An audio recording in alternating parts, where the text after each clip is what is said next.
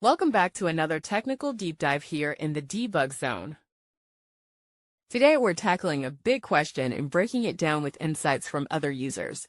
Hopefully this clears up some misconceptions and helps you get the answer you need. So buckle up, stay a little curious, and let's jump right in.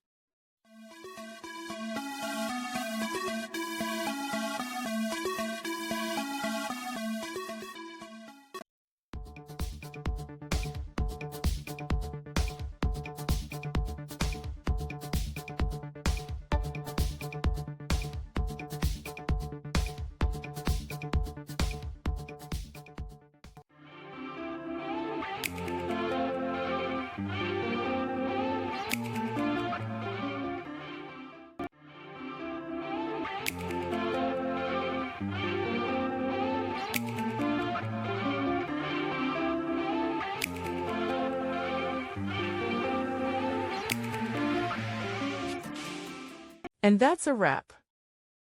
I hope you found the answer you were looking for. If you did, take a second to hit that subscribe button. It really helps out. And let me know in the comments which solution worked best for you.